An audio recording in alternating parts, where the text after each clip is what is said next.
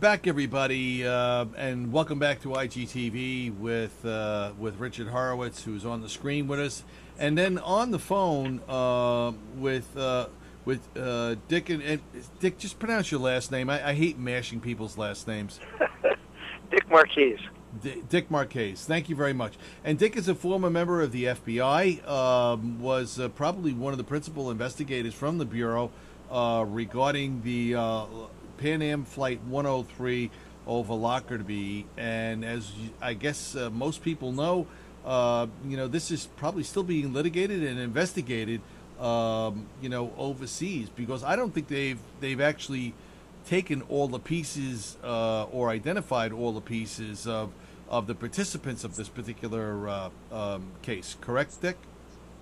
Yes. The case has never been closed either in the United States or Scotland.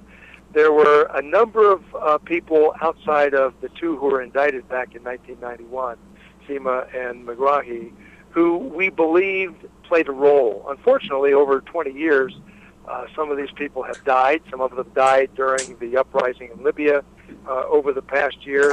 But unfortunately, we never collected any evidence which would specifically link them to the attack, where we could say to a jury, we want you to judge the responsibility that these people may have had.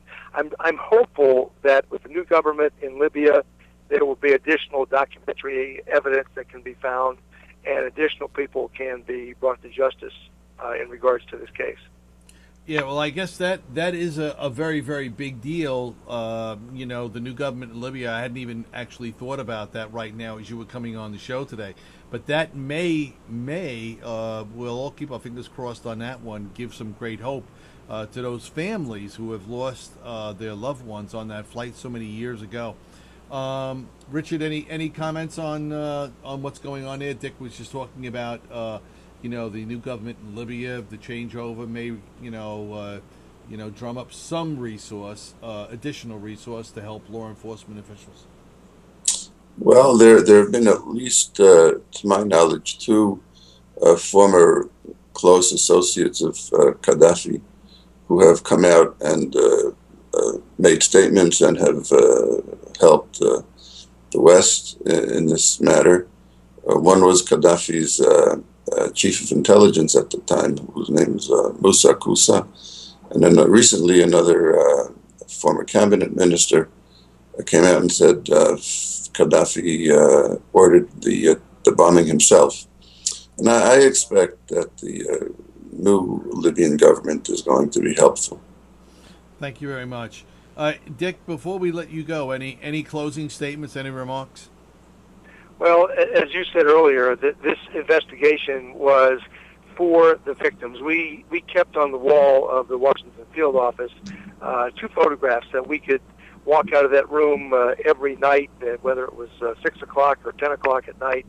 A photograph of the tail cone of Pan Am 103, which was the American flag, because this was an attack on the United States. And the second photograph was a baby shoe, because there were something like 16 children, I think, under the age of 6 on board that airplane. And we always said that with this investigation, no matter how long, no matter how difficult, we would do it to gain justice for the victims, and not just those who died, but their families and everybody that they left behind.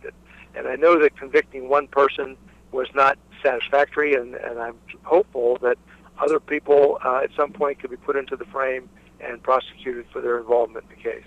Yeah, we all look forward to that.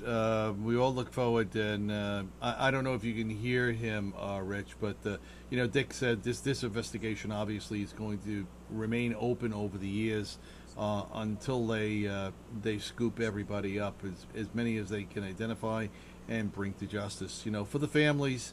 And I had no idea there were 16 young children on that flight, which is just makes it even worse. But Dick, thank you very much for coming on the program today. I know you're traveling all over the place, and do feel as though you can come back if there are any updates or anything else you want to give us any information on. We'd certainly like to put it out to the InfoGuard audience.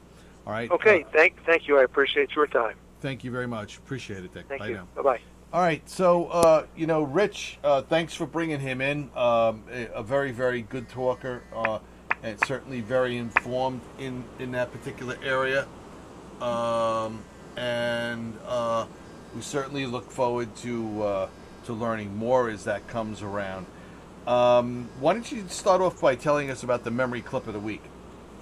Yeah, this is relevant. Clip number 2225. As we know, El Megrahi was released 3 years ago from a Scottish prison on humanitarian grounds. They thought at the time, they said at the time that he had maybe 30 to 60 days to live. He had cancer. He lived 3 years. The clip is from Libyan television, where they show Gaddafi greeting him and Gaddafi thanking the Scottish government for releasing him. And it's very interesting to see in retrospect.